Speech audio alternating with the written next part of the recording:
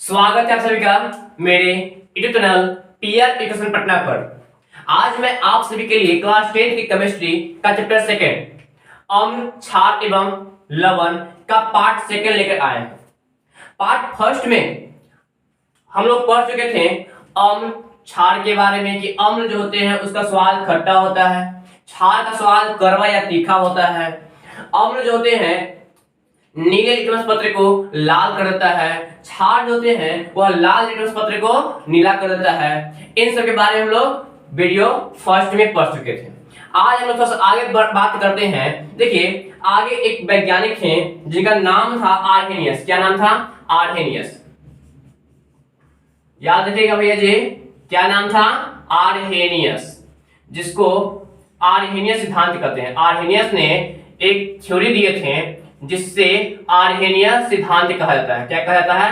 Arrhenius सिद्धांत। Arrhenius सिद्धांत के अंतर्गत कहा गया कि अम्ल जो होते हैं, कौन? अम्ल जो होते हैं यह जब जल में घुलता है, क्या होता है? जब जल में घुलता है, ठीक है। तो जल में घुलने के बाद क्या होने के बाद? जब जल में घुलने के बाद हाइड्रोजन आयन, क्या? हाइड्रोजन आयन का त्याग करता है।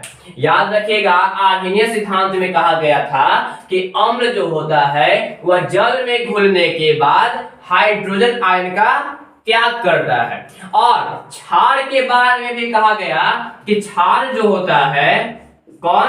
क्षार जो होता है यह जल में घुलने के बाद, किसमें? जल में घुलने के बाद हाइड्रो ऑक्साइड आयन का त्याग करता है। क्या करता है? हाइड्रो ऑक्साइड आयन का त्याग करता है।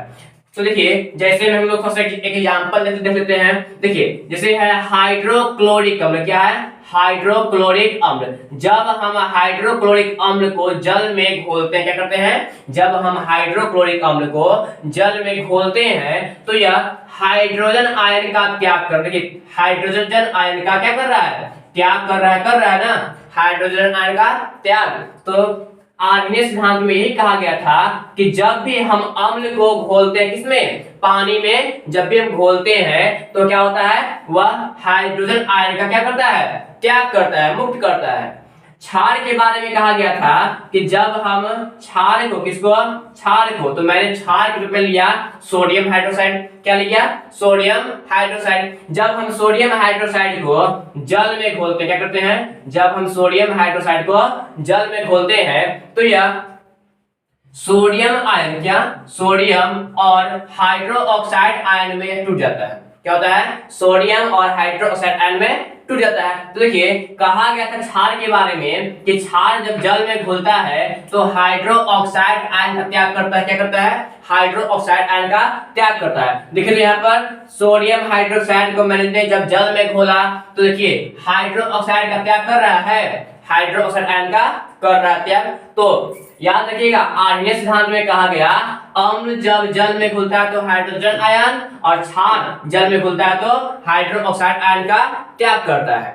अब देखिए हम लोग पढ़ते हैं आगे कि किस पदार्थ में कौन सा अम्ल पाया जाता है। इनके बारे में थोड़ा सा बात कर लेते हैं आगे। तो चलिए देखते हैं आगे हम लोग। सेब। क्या? सेब। सेब में कौन सा अम्ल होता है? मैलिक अम्ल। कौन सा अम्ल? मैलिक अम्ल। अब देखिए हम लोग जानते हैं कि फलों का राजा, किसका? फलों का राजा होता है कौन? फलों का राजा होता है भैया जी आम। कौन होता है? आम। अब देखिए आम को तो मैंने कह दिया कि फलों का ये राजा है, तो मालिक कौन है भैया? कौन? मालिक कौन है? तो देखिए मालिक के लिए आप एक चीज याद रखिएगा कि जब भी कोई लोग जाते हैं कहीं भी, हॉस्पिटल में हो चाहे कहीं भी जब जाते हैं तो अधिकतर लोग कुछ भी नहीं मिला तो चलिए भैया जी सेब लेते हैं। क्या लेते हैं? सेब।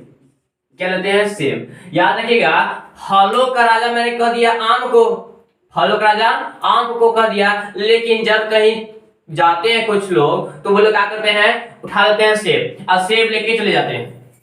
क्या लेके जाते हैं? सेब लेके जाते हैं। तो सेब को हम कह सकते हैं कि सेब क्या है? सेब फलों का मालिक है।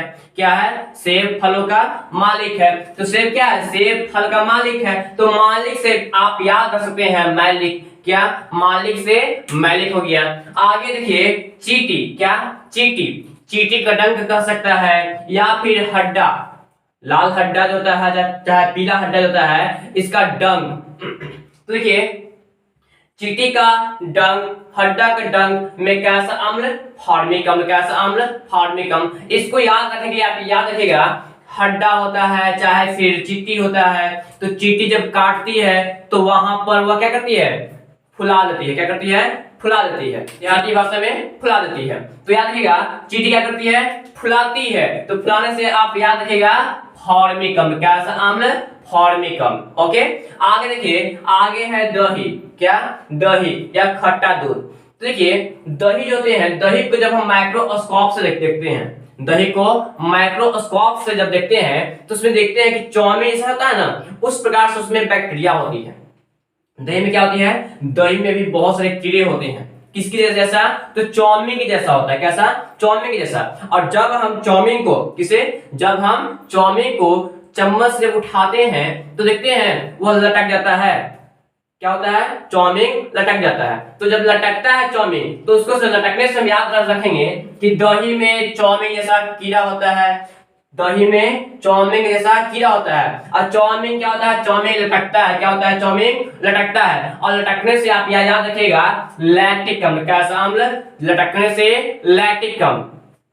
आगे है चाय, क्या चाय। अब देखिए कुछ लोग होते हैं वह दिन में अगर चाय नहीं पिएंगे, क्या दिन में चाय नहीं पीते हैं तो उन्हें सर दर्द करने लगता है, उन्हें किसी भी काम करने में मन नहीं लगता है, तो उनको चाय, क्या चाय उनके लिए एक टॉनिक है, क्या है, चाय जो है उनके लिए टॉनिक है। तो टॉनिक से हो गया टैनिक, क्या टॉनिक से टैनिक हो गया। तो इस प्रकार से आप सभी अम्ल को याद, सभी पदार्थ में क्या कौन कौन सा अम्ल होता है इन सब के बारे में आप याद रख सकते हैं। तो चलिए अगर हमारी वीडियो आपको अच्छी लगी हो तो इसे लाइक, कमेंट, शेयर और सब्सक्राइब जरूर कर लें।